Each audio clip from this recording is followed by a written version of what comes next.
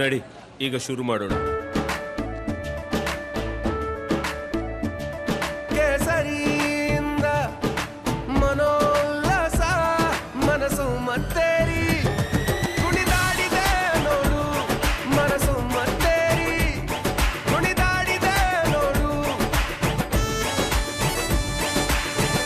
ಕ್ಷಣ ಕ್ಷಣವೂ ಆಚರಿಸಿ ಕೇಸರಿ ಹಬ್ಬ. ವಿಮಲ್ ಬಾಯಲ್ಲಿ ಹೇಳಿ ಕೇಸರಿ. ಪ್ರಜ್ವಲ್ ರೇವಣ್ಣ ಅವರ ವಿರುದ್ಧವಾಗಿ ಗಂಭೀರ ಆರೋಪ ಕೇಳೋಕ್ ಸಿಕ್ಕ ನಂತರದಲ್ಲಿ ಇದೀಗ ಜೆಡಿಎಸ್ ಪಕ್ಷದಿಂದ ಪ್ರಜ್ವಲ್ ರೇವಣ್ಣ ಅವರನ್ನ ಅಮಾನತು ಮಾಡಿ ಆದೇಶವನ್ನ ಹೊರಡಿಸಲಾಗಿದೆ. ಪೆನ್ ಡ್ರೈವ್ ಬಾಂಬ್ ಬಿದ್ದ ಬೆನ್ನಲ್ಲೇ ಪ್ರಜ್ವಲ್ ಸಸ್ಪೆಂಡ್. ಕೋರ್ ಕಮಿಟಿ ಸಭೆ ಬಳಿಕ ಜೆಡಿಎಸ್ ಈ ಬಗ್ಗೆ ಅಧಿಕೃತವಾದ ಘೋಷಣೆಯನ್ನ ಹೊರಡಿಸಿದೆ. ಅದರ ನಂತರದಲ್ಲಿ ದೇವೇಗೌಡರು ಹಾಗೆ ಕುಮಾರಸ್ವಾಮಿ ಅವರ ಹೆಸರು ಕೆಡಿಸೋ ಹುನ್ನಾರ ನಡೀತಾ ಇದೆ.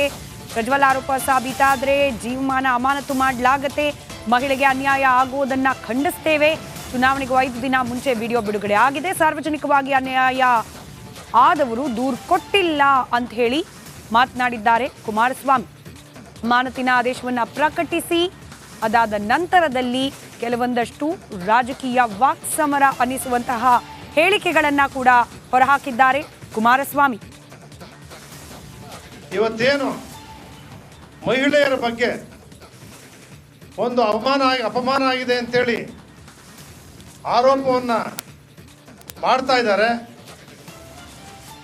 ಹೀಗಾಗಿ ಅವರನ್ನು ಪಕ್ಷದಿಂದ ಅಮಾನತು ಮಾಡಬೇಕು ಅಂತಕ್ಕಂಥ ನಿರ್ಣಯವನ್ನು ಸರ್ವಾನುಮತದಿಂದ ಕೈಗೊಂಡು ನಮ್ಮ ರಾಷ್ಟ್ರೀಯ ಅಧ್ಯಕ್ಷರಾಗಿರ್ತಕ್ಕಂಥ HD ದೇವೇಗೌಡರಿಗೆ ಶಿಫಾರಸನ್ನು ಮಾಡಿದ್ದೇವೆ.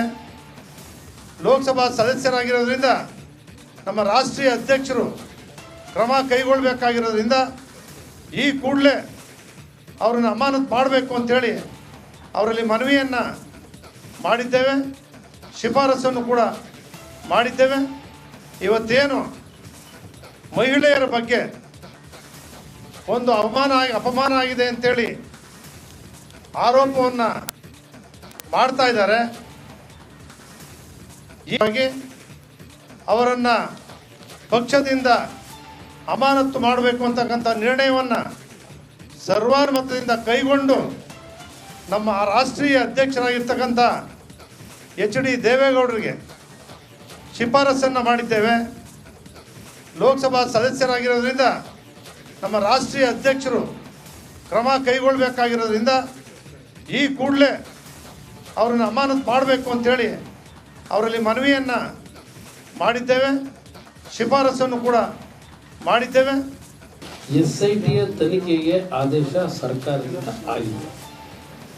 SIT ತನಿಖೆಯಲ್ಲಿ ಬರ್ತಕ್ಕಂಥ ವರದಿ ಏನು ಬರುತ್ತೆ ಅದರ ಮೇಲೆ ಸರ್ಕಾರದ ಕ್ರಮ ಏನಿದೆ ಅದರ ಮೇಲೆ ಅವರ ಎಷ್ಟು ವರ್ಷ ನಾವು ಸಸ್ಪೆಂಡ್ ಮಾಡಿದ್ದೇವೆ ಅಂತಕ್ಕಂಥ ವಿಷಯ ಅದರ ಮೇಲೆ ನಿಂತಿದೆ. ಇಲ್ಲಿ ಈ ಒಂದು ತೀರ್ಮಾನವನ್ನು ನಮ್ಮ ಕೋರ್ ಕಮಿಟಿಯಲ್ಲಿ ಮಾಡಿರ್ತಕ್ಕಂಥ ಉದ್ದೇಶ JDS ಪಕ್ಷ ಯಾವುದೇ ಕಾರಣಕ್ಕೂ ಯಾವುದೇ ಮಹಿಳೆಯರಿಗೆ ಅನ್ಯಾಯ ಆಗ್ತಕ್ಕಂಥದ್ದಕ್ಕೆ ನಮ್ಮ ಪಕ್ಷ ಅದರ ವಿರೋಧ ಇದೆ. ನಮ್ಮದು ಯಾವ ಕುಟುಂಬಗಳಿಗೂ ಅನ್ಯಾಯ ಆಗಬಾರ್ದು ಅಂತಕ್ಕಂಥ ದೃಷ್ಟಿಯಿಂದಲೇ ಇವತ್ತು ಏನೋ ಒಂದು ದೊಡ್ಡ ಮಟ್ಟದಲ್ಲಿ ಚುನಾವಣೆಗಳಿಗೆ 5 ದಿನ ಹೋಗ್ತಕ್ಕಂಥ ಮತದಾನಕ್ಕೆ ಹಿಂದೆ ಈ ಒಂದು ಪೆನ್ ಡ್ರೈವ್ನ ಬಿಡುಗಡೆ ಆಗಿರ್ತಕ್ಕಂಥದ್ದು 5 ದಿವಸಗಳ ಕಾಲ ಪ್ರಾರಂಭಿಕದಲ್ಲಿ ಏನು ಅಂಥ ದೊಡ್ಡ ಮಟ್ಟದಲ್ಲೂ ಚರ್ಚೆಗಳು ಆಗಲಿಲ್ಲ. ರಾಜ್ಯದಲ್ಲಿ ಸಾರ್ವಜನಿಕವಾಗಿ ಯಾವುದೇ ರೀತಿಯ ಈ ಒಂದು ಘಟನೆಗಳಲ್ಲಿ ಏನಾದರೂ ಹಿಂಸೆಗೆ ಒಳಗಾದಂಥವರು ಇಲ್ಲಿಯವರೆಗೆ ಯಾರು ಸರ್ಕಾರದ ಮುಂದೆ ದೂರು ಕೊಟ್ಟಿಲ್ಲ. ಸರ್ಕಾರ ಮಹಿಳಾ ರೈಟ್, ಮತ್ತಷ್ಟು ಡೀಟೇಲ್ಸ್ ನೊಂದಿಗೆ ಪೊಲಿಟಿಕಲ್ ಬ್ಯೂರೋ ಹೆಡ್ ವಿಜಯ್ ನೇರ ಸಂಪರ್ಕದಲ್ಲಿ. ವಿಜಯ್, ಅಮಾನತು ಈ ಒಂದು ನಿರ್ಧಾರ JDS ನಿಂದ ಕೈಗೊಳ್ಳಲಾಗಿದೆ, ಇಷ್ಟೇನಾ ಅನ್ನೋ ಪ್ರಶ್ನೆ ಈಗ ಸಾರ್ವಜನಿಕ ವಲಯದಲ್ಲಿ ನೋ ಡೌಟ್ ಚರ್ಚೆಗೆ ಒಳಪಡುತ್ತೆ.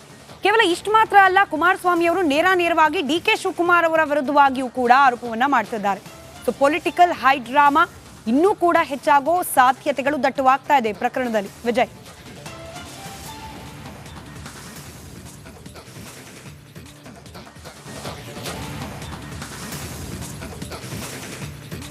ಖಂಡಿತವಾಗ್ಲೂ ಸ್ಮಿತಾ, ಪ್ರಜ್ವಲ್ ರೇವಣ್ಣದ ಎನ್ನಲಾದಂಥ ಏನು ಈ ವಿಡಿಯೋ ಪ್ರಕರಣ ಇದೆ, ನಾನಾ ರೀತಿಯ ರಾಜಕೀಯ ತಿರುವುಗಳನ್ನು ತೆಗೆದುಕೊಳ್ತಾ ಇರುವಂಥದ್ದು, ರಾಜಕೀಯ ಸ್ವರೂಪಗಳನ್ನು ತೆಗೆದುಕೊಳ್ತಾ ಇರುವಂಥದ್ದು. ಇಂದು ಮಹತ್ವದ ಬೆಳವಣಿಗೆಯಲ್ಲಿ JDS ರಾಜ್ಯಾಧ್ಯಕ್ಷ ಕುಮಾರಸ್ವಾಮಿ ಸಂಸದ ಪ್ರಜ್ವಲ್ ರೇವಣ್ಣ ಅವರನ್ನ ಅಮಾನತು ಮಾಡಿ ಆದೇಶವನ್ನು ಮಾಡಿರುವಂಥದ್ದು. ಜೊತೆಗೆ ಒಂದು ಮಾತನ್ನು ಹೇಳಿರುವಂಥದ್ದು, ಒಂದು ವೇಳೆ ಈ ವಿಡಿಯೋ ಅಂದರೆ ಈ ಪ್ರಕರಣ ಸಾಬೀತಾದ ಜೀವನಮಾನ ಅಮಾನತು ಅಂತ ಹೇಳುವ ಮೂಲಕ ಒಂದು ಸಂದೇಶ ಕೊಟ್ಟಿರುವಂಥದ್ದು. ಅದಕ್ಕಿಂತ ಬಹಳ ಪ್ರಮುಖವಾಗಿ ಸ್ಮಿತಾ, ಈ ಪ್ರಕರಣದಲ್ಲಿ ಈಗ DK ಶಿವಕುಮಾರ್ ಹೆಸರನ್ನ ತಂದಾಕಿರುವಂಥದ್ದು, DK ಶಿವಕುಮಾರ್ ಹೆಸರನ್ನ ತಳಕಾಕಿರುವಂಥದ್ದು, ನೇರವಾಗಿ ಆರೋಪ ಮಾಡಿರುವಂಥದ್ದು. ಈ ಪ್ರಕರಣ ಏನಿದೆ, ಈ ವಿಡಿಯೋ ಹಂಚಿಕೆ ಸಂಬಂಧಪಟ್ಟಂತೆ ಏನಿದೆ, ಈ ಪೆನ್ ಡ್ರೈವ್ ಹಂಚಿಕೆ ಏನಿದೆ, ಅಂದ್ರೆ ಪೆನ್ ಡ್ರೈವ್ ಲೀಕ್ ಆಗಿರೋದೇನಿದೆ, ಇದರ ಹಿಂದೆ DK ಶಿವಕುಮಾರ್ ಇದ್ದಾರೆ ಅಂತ ಗಂಭೀರ ಆರೋಪವನ್ನ ಮಾಡಿರುವಂಥದ್ದು. ಇದು ಸಾಕಷ್ಟು ಮಹತ್ವವನ್ನು ಪಡೆದುಕೊಂಡಿರುವಂಥದ್ದು. ಮತ್ತೊಂದು ರೀತಿಯ ರಾಜಕೀಯ ಆರೋಪ ಪ್ರತ್ಯಾರೋಪದ ಜೊತೆಗೆ ಬೇರೆ ರೀತಿಯ ಆಯಾಮಗಳಿಂದ ತೆಗೆದುಕೊಳ್ತಾ ಇರುವಂಥದ್ದು. ಈಗ DK ಶಿವಕುಮಾರ್ ಹೆಸರು ತಳಕಾಕಿದ ಹಿನ್ನೆಲೆಯಲ್ಲಿ ಈಗ DK ಶಿವಕುಮಾರ್ ಏನು ಉತ್ತರ ಬರುತ್ತೆ ಅನ್ನೋದು ಒಂದು ಭಾಗ. ಎರಡನೇದಾಗಿ ಖುದ್ದು ಕುಮಾರಸ್ವಾಮಿ ಅವರೇ ಈ ಆರೋಪ ಮಾಡಿರುವಂಥ ಹಿನ್ನೆಲೆಯಲ್ಲಿ ಜೊತೆಗೆ DK ಶಿವಕುಮಾರ್ನ ಏನು ಸಚಿವ ಸ್ಥಾನದ ತೆಗೆದಾಕ್ಬೇಕಂತ ಮುಖ್ಯಮಂತ್ರಿ ಸಿದ್ದರಾಮಯ್ಯ ಒತ್ತಾಯ ಮಾಡಿರುವಂಥದ್ದು. ಈ ಪ್ರಕರಣ ಈಗ ಬೇರೆ ರೀತಿಯ ತಿರುವನ್ನು ತೆಗೆದುಕೊಳ್ಳೋ ಜೊತೆಗೆ ರಾಜಕೀಯವಾಗಿ ಸಾಕಷ್ಟು ಕೂಡ ಮಹತ್ವವನ್ನು ಪಡೆದುಕೊಳ್ತಾ ಇರುವಂಥದ್ದು. ಒಂದು ಈ ಪ್ರಕರಣ ಸಂಬಂಧಪಟ್ಟಂತೆ ಎಷ್ಟು ತಪ್ಪಿದೆ, ಅದರ ಜೊತೆಗೆ ಯಾರು ವಿಡಿಯೋ ಬಿಡುಗಡೆ ಮಾಡ್ತಾರೋ ಅದು ಕೂಡ ಮಹಾ ತಪ್ಪಿರುವಂಥದ್ದು. ಈ ಹಿನ್ನೆಲೆಯಲ್ಲಿ ಈಗ ಇದರ ಹಿಂದೆ ಇಲ್ಲಿವರೆಗೂ ಕೂಡ JDS ದಿಂದ ಯಾವ ನಾಯಕರ ಹೆಸರು ಕೂಡ ಹೇಳ್ತಾ ಇರಲಿಲ್ಲ. ಮೊದಲ ಬಾರಿಗೆ DK ಶಿವಕುಮಾರ್ ಹೆಸರನ್ನ ಈ ವಿಡಿಯೋ ಬಿಡುಗಡೆ ಹಿಂದೆ DK ಶಿವಕುಮಾರ್ ಇದ್ದಾರೆ ಅಂತ ಗಂಭೀರ ಆರೋಪ ಮಾಡಿರುವಂಥ ಹಿನ್ನೆಲೆಯಲ್ಲಿ ಈಗ DK ಶಿವಕುಮಾರ್ ಏನು ಉತ್ತರ ಕೊಡ್ತಾರೆ ಅನ್ನೋದು ಜೊತೆಗೆ ಇದು ಬೇರೆ ಯಾವ ಹಂತಕ್ಕೆ ಹೋಗುತ್ತೆ ಅನ್ನೋದು ಕೂಡ ಸಾಕಷ್ಟು ರಾಜಕೀಯ ಪ್ರಮುಖ ಚರ್ಚೆಯ ವಿಚಾರ ಆಗಿರುವಂಥದ್ದು. ಸ್ಮಿತಾ, ರೈಟ್, ಧನ್ಯವಾದ ವಿಜಯ್ ಮಾಹಿತಿಗಾಗಿ.